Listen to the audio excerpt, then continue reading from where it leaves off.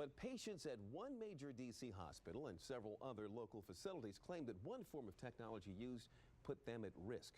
7 on your side, I-Team investigator Josie Sturman here to explain how. Josie. Well, Leon, it's called video remote interpreting, basically like a webcam that hospitals can use to help deaf patients deal with an interpreter who is off-site. But monitors like this one can be hard to see if you're laying down in a hospital bed, and you can't always count on them. So some say they should not be used when lives are on the line. Carrie St. Cyr is deaf, but when it comes to standing up for herself, she can make plenty of noise without saying a word. You know, we're talking about 2 lives, my life and my baby's life.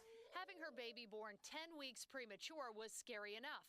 Worse, St. Cyr says, was 16 hours of labor with no interpreter. I knew that that was a violation of my human rights. And it happened at one of D.C.'s leading hospitals, George Washington University.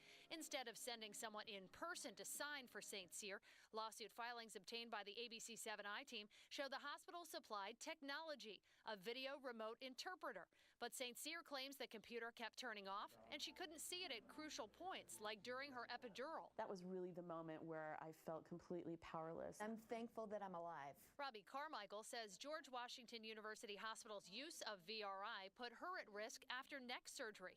She says as she strained to see the monitor while groggy in recovery, she busted open her stitches. They had an odd expression on their face, and they said, "Why is your neck bleeding?" They do not see the issue of providing interpreters as civil rights. But the National Association of the Deaf does. It's filed suit claiming George Washington University Hospital discriminated against them, violating the Americans with Disabilities Act. The ABC7 I-Team found more than 20 medical facilities have been targeted by the Department of Justice for similar problems in the last 3 years, 7 right here in the D.C. area. Denying people the ability to get medical care, it's not an option. Settlements the ABC7 I-Team found show Virginia facilities have paid big in deaf discrimination cases brought by the DOJ. Commonwealth Rehab in Fairfax paid $160,000 in damages last March. In 2013, Dominion Hospital and Falls Church agreed to pay more than $50,000 in its federal case. We're talking about life and death decisions. Does that make it worse that these are the people not complying?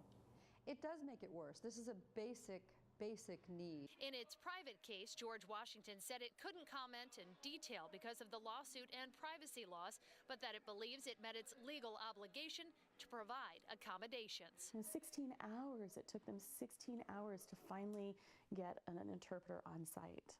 No excuses for that? No, there is no excuse for that. Advocates tell us that the requirements for what hospitals and medical facilities have to do to accommodate deaf and hard of hearing patients need some clarification from the DOJ. Go to our website right now to find out why and to read the complete list of settlements from across the country of cases that have settled with the DOJ. In the newsroom, Josie Sturman, ABC7 News. All right, thank you, Josie. Check this out. Wild armed car